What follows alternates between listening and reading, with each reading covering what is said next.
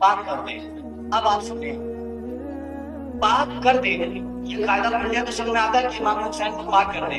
لیکن بلا بلا جو پہلے سے کیا پاک کرتے ہیں؟ سوال پیدا ہو سکتا ہے امام حسین کو یہ کیوں آئے کہ آپ خود سے خوب پاک کرتے ہیں تو پہلے سے پاک ہے کہ آپ سے پاک کر سکتے ہیں؟ نہیں نا. لیکن اس میں افضلیت ہے نہیں. کیا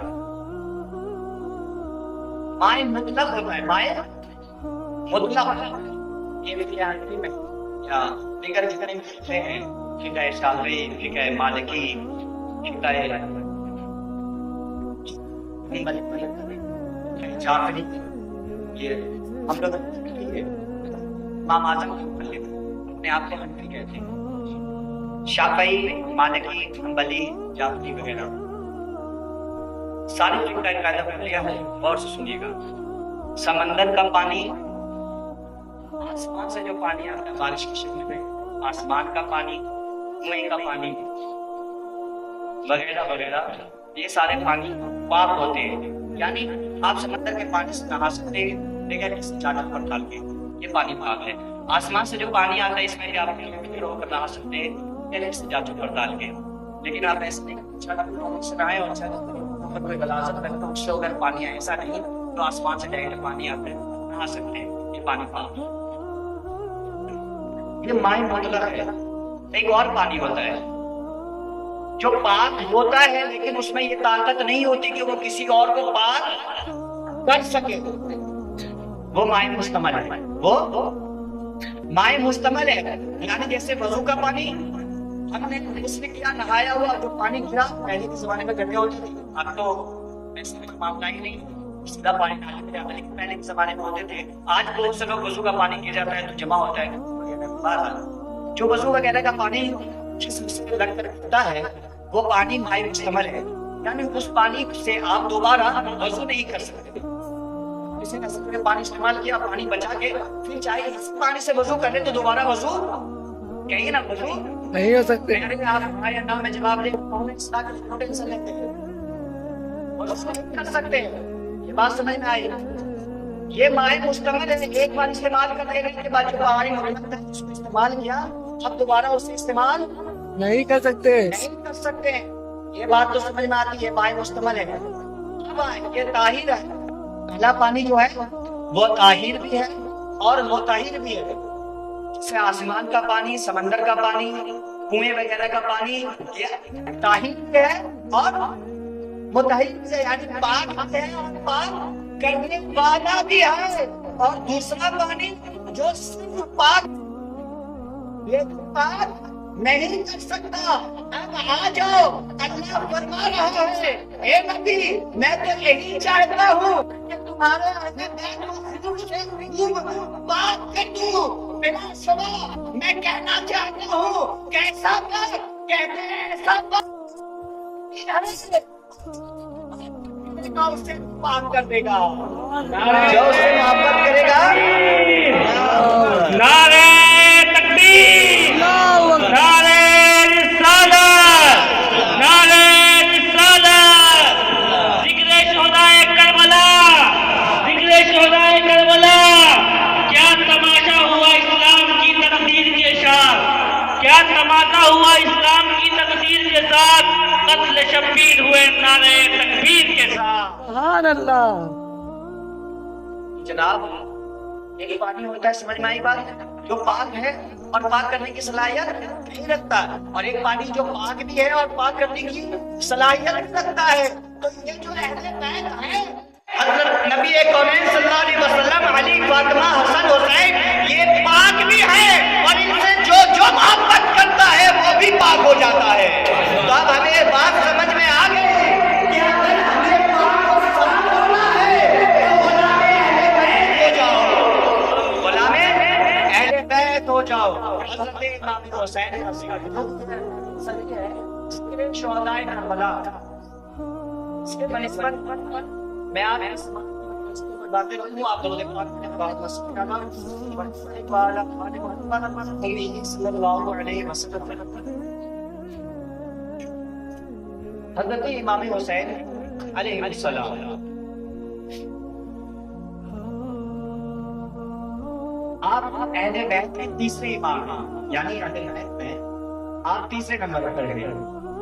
نبی کونین صلی اللہ علیہ وسلم پہلے امام، دوسرے امام اہل بیت کے حضرت علی کرم اللہ تعالی وجہہ الکریم، پہلے امام حضرت علی کرم اللہ تعالی وجہہ الکریم، دوسرے امام حضرت امام حسن علیہ السلام، اور تیسرے امام حضرت امام حسین رضی اللہ عنہ۔ یہ تیسرے امام ہیں۔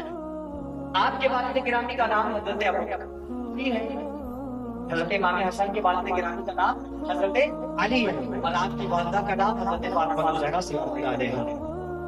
آپ کی کنیت عبداللہ ہے۔ آپ کی زندگی ٹوٹل 57 سال رہی ہے۔ آپ بہت بڑے ماہر منطق و فلسفہ اسلام میں بہت بڑے عالم ہیں۔ جملہ دے رہا ہوں، جس کے پاس جانا ہے جائے، سوال کر کے لے آئے۔ میں آپ کو جملہ دے رہا ہوں۔ حضرت امام حسین علیہ السلام کا مقام وہ ہے، حضرت امام حسین علیہ السلام وہ ہے۔ سنو، ہمارے رنگ پر کوئی تاریخ مانگتا ہے، ہم اسے کیا کہتے ہیں؟ 2 3 4 5 10 حد سے زیادہ سن بس یہ حسین علیہ السلام کا مقام سنو۔ دنیا میں جتنے ولی ہیں بہت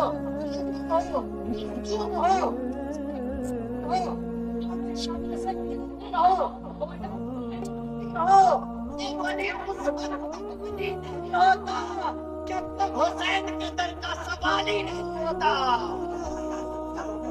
امام حسین کے در کا جو سوال ہی ہوگا وہ ولی ہوگا۔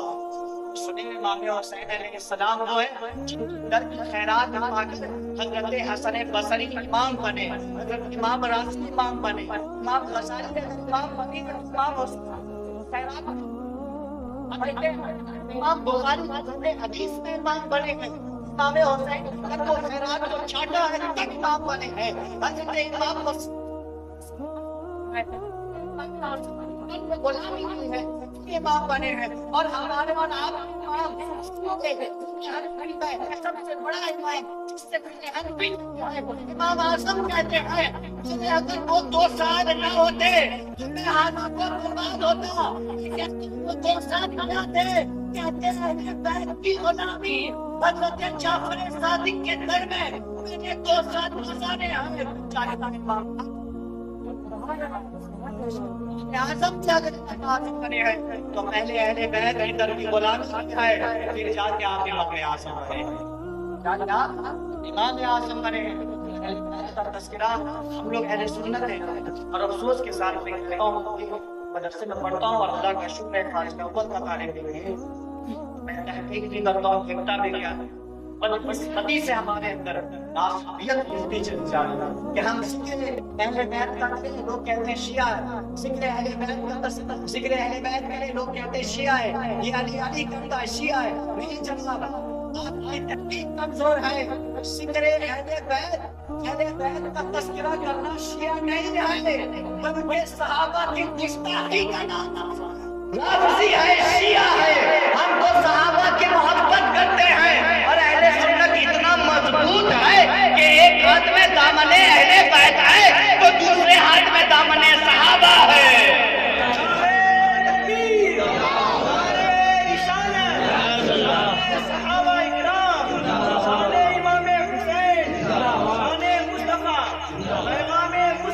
تو ہمیں کوئی نہ بتائے کہ شیعہ کیا ہے، جو صحابہ کا گستاخ ہے وہ شیعہ ہے، اور علی کی محبت کرنا یہ شیعہ نہیں جناب۔ امام شافعی رحمہ اللہ علیہ کا فتویٰ ہے، اس کتاب میں نقل ہے۔ امام شافعی رحمہ اللہ علیہ فرماتے ہیں کہ جب ان پر ظلم و ستم ہوا، وہاں کی گورنمنٹ، وہاں کی حکومت نے جب انہیں قید کیا، مفتی اس دور کے بڑے بڑے مفتی نے کہا یہ جو شافعی ہے یہ اہل بیت کا ذکر کرتے ہیں، یہ بڑا علی کہتے ہیں، یہ جو شافعی بڑا اسے انتخاب کی ہے شیعہ ہے۔ امام شافعی رحمۃ اللہ علیہ کہتے ہیں سنو، ذکر تو سنو، بات سمجھ میں آ گئی، ذکر علی کا نام شیعہ نہیں ہے۔ گستاخ صحابہ کا نام کیا ہے، تو ہمیں چاہیے کہ ہم اہل حقوق کا ذکر کریں. اہل سنت کے حق میں جناب، یہ اہل سنت کے حق میں ہے، اہل سنت کی لکیریں بھی اہل سنت کی قسمت میں. بڑے